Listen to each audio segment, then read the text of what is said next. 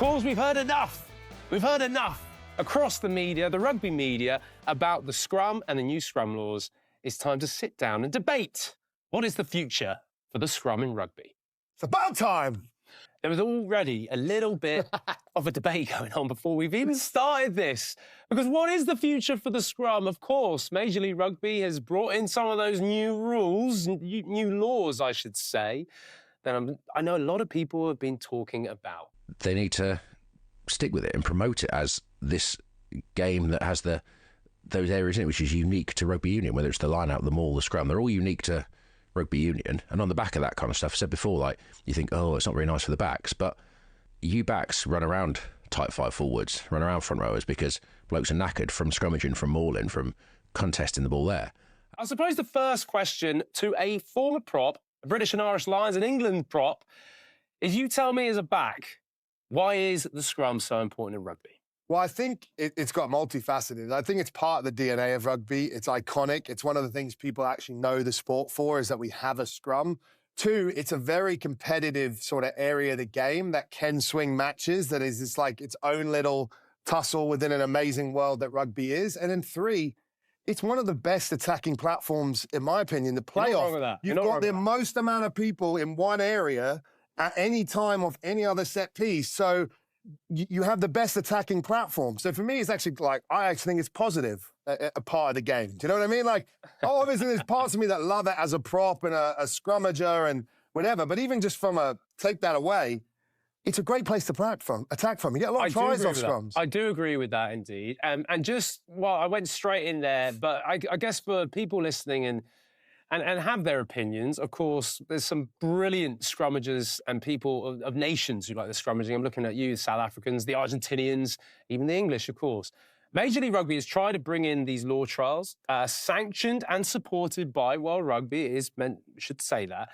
It's to try and build more ball in play. And yes, some of those variations are, for example, if you hold the person up in the tackle, it's not a scrum to the defensive team, it's a free kick to the defensive team. If the ball is knocked on into or out of bounds, it's not a scrum, it's straight to a line-out and you play off there. It's trying to build up that speed of play. For you, does that make sense? Are you behind something like that, or are you worried about that in general? So I understand where it's coming from. Listen, like, we want it to be as, appealing a product on TV for an American audience where we're trying to grow a sport. And so the worry is like, will the constant resetting or the inability to get the ball back in play deteriorate that? And there's an argument, yes, and for that. And I can see where the rules are coming from. Probably where I have the issue with the rule is that I do not feel the scrum is going to leave the top level of the game. Like, these rules, for say, will come into the top level. I think they're an all right trial, but I work with World Rugby. The tier one teams will never sort of, I think, agree to something this drastic. No one's saying, though, that the scrum is going to leak. Yeah, but what we're saying is we're trying to reduce the amount of scrums to increase ball and play. And for me, I don't think that variation is going to happen in the top game. Look at the reset law. We've had it for how many? 3 years plus. That was supposed to be a MLR, a World Rugby trial that was going to come into the game. Nowhere near it, because none of the top tier one nations will sign up to it. That's my personal sort of opinion of why I don't love this. And really the reason why I don't love this, because I can understand it from a product. I'm a scrum coach. I just coach around it and I adapt training. And I adapt training to whatever the best performance factor is for us to be successful in the game. So, like, personally, it doesn't affect me in that way.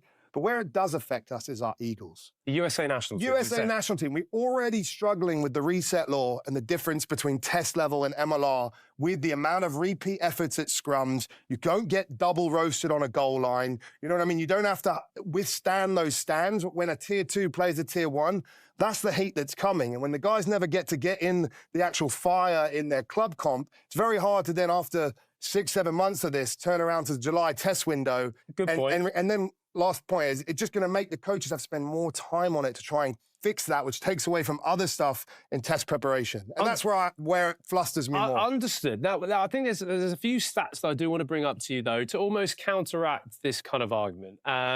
People might have actually seen it on the Rugby Network. There was a great post that came up that week 1 of MLR, there was on average 19 scrums per game. Still pretty high, even with these scrum laws, which I would say, in my opinion, you're not really going to see that much anyway. I don't think there's going to be that much of a impact on the game because I don't think they're going to be used that much. Just my opinion on that.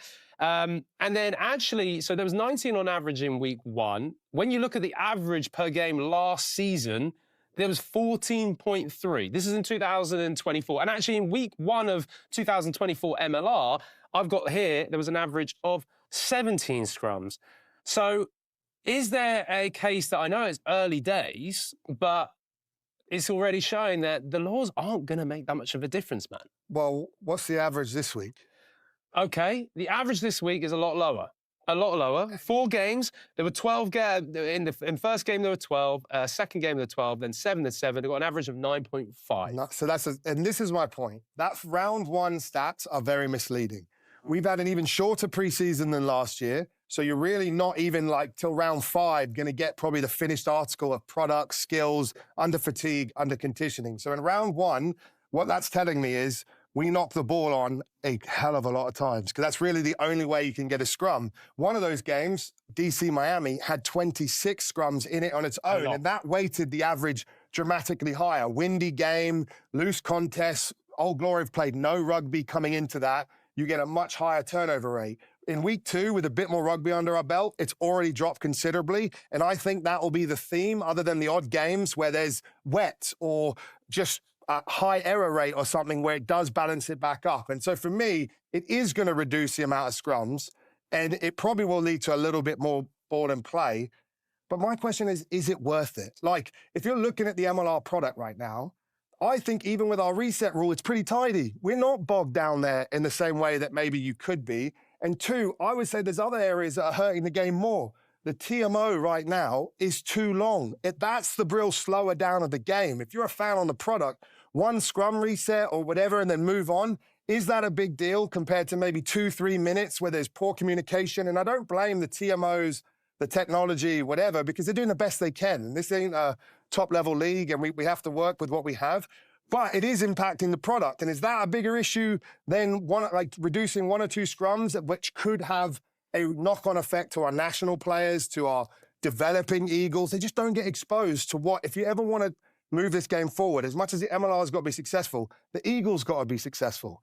And you can lose test matches by getting roasted up front. And we are ill preparing them for that. And that's probably where I have more of the issue. Because listen, like I said, I'll coach whatever the framework is that we're playing in. That's my job. And they'll have my personal opinions put them aside. But it's Scott Lawrence and those boys who are going to try and qualify for a World Cup this summer who are actually going to feel the brunt of this. Because I think the rate will keep going down. I think it's going to get even lower. Because I think there'll be the odd game where it spikes based on conditions, but I think it's going to trend. We shall see. For me, the reset law is already impacting at the top game because it takes out a key sort of strategy of the game. When you have resets, teams play on the bind, they fade, they mess with you, they do things. In our league, you can't do that because immediately it goes free kick or play away. And I think that's actually a good thing. Like, I actually think the reset rule would be better in World Rugby than reducing this in that my way, because I think it takes away some of the tactical nuances which all our Eagles are going to have to deal with when they go higher up the food chain. Well, look, I'm not sure we've really completely tackled the topic in full. We could go on forever on this. Yeah, I've got about 8 essays. I was going to say, there is a future for the scrum. We shall see how it plays out here in Major League Rugby. Leave your thoughts, though, if you're watching on our YouTube channel. We want to hear what you think about the scrum, what you think about these new trial laws.